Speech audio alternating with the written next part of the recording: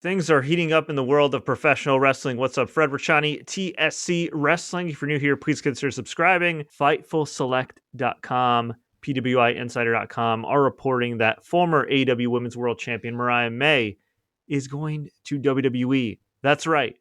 The woman who made herself a star with that incredible feud with Toni Storm, maybe the best feud in AEW history, period, in any division. She is now going to WWE, according to reports.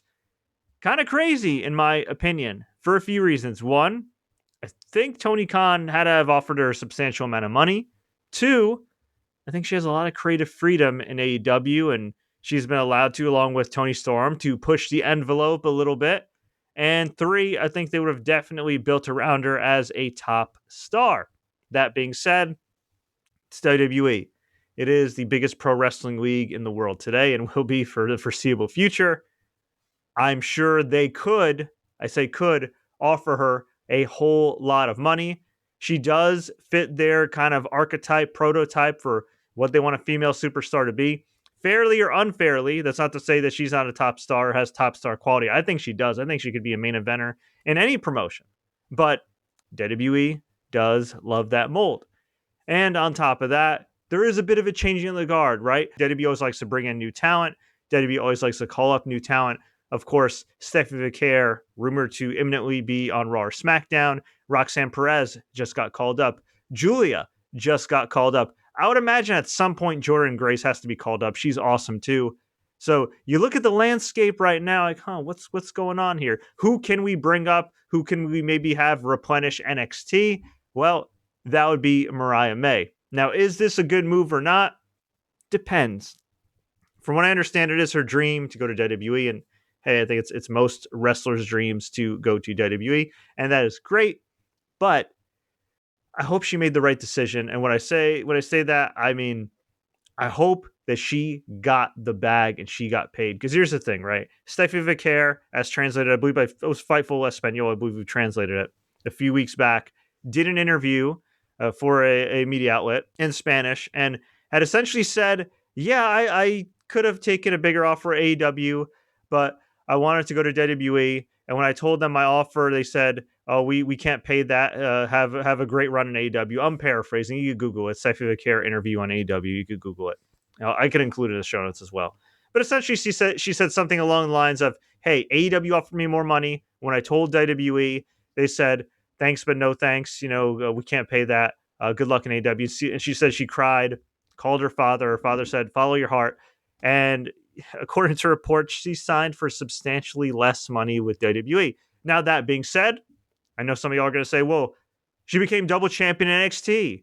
She's been a top star. She just killed it with Io Sky a few weeks ago. And you are right.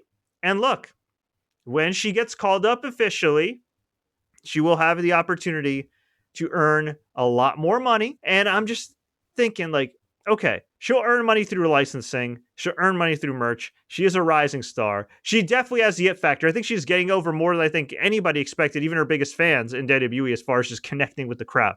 So she may be the exception to the rule in the long run, but still, out of principle, I look at it this way. If you're a free agent, not somebody desperate and just in need of a job and your options are wearing thin, but a free agent who is coveted, you should get that money. Why? Because at the end of the day, especially with a company like WWE, they got it. I literally just got a press release today from TKO. They announced the quarterly dividend. They obviously got the money to pay shareholders. They obviously got the money to jack up these ticket prices. So I just hope for Mariah May's sake and any future free agent's sake who has any amount of buzz like she does or like Stephanie McCare had, that they actually get their money. There was a guy, and granted, this is over 20 years ago, but a little guy by the name of AJ Styles back in the day was offered a WWE developmental deal. And AJ Styles, being still happily married, and he might have already had a kid on the way or a young child. And he was like, you know what? I don't think this is going to work for me.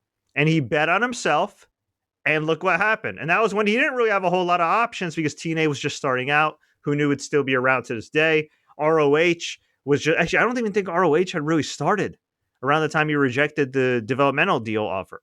So you got to think about that. WCW just died. ECW just died. He bet on himself. Granted, AJ, generational talent. I'm just saying, if you have the opportunity to get paid substantially more money, and on top of that, AEW is willing to build around you, and on top of that, you get presumably more creative input, and on top of that, right? Like, not you're allowed to do like outside projects and all those different things. That's a big deal. Also, on top of that, from what I understand, AEW still to this day pays for talents' hotels, rental cars, flights, all that jazz. Whereas with WWE, depending on where you're at in the tax bracket and the echelon, well, you still have to pay out of your own pocket. Now, granted, as an independent contractor, and you can make the argument none of these guys should be independent contractors. I'll make that argument. You could write it off, and if you have a good accountant, like it's a business expense. Still, it's rather inconvenient, and it's one more thing you have to worry about. Here's the other thing. While Tony Khan has not always been great, reportedly, with some communication with certain talents, such as allegedly, Scorpio Sky, Joey Janela, Leva Bates, people who are nearing the end of their deals and maybe aren't always in his, purview. But historically, Tony Khan has not cut people. Now, he's released some people recently, right?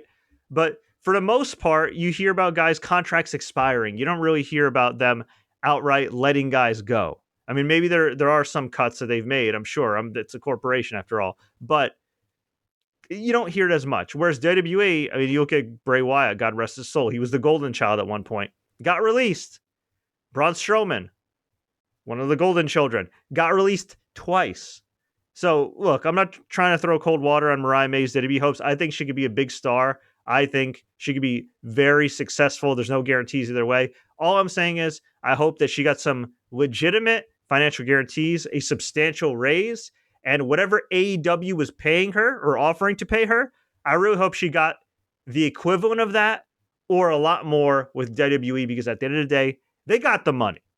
Like, let's be real here. They got the money and then some. So whatever the case may be, I think as long as she's given an opportunity to succeed, she will succeed.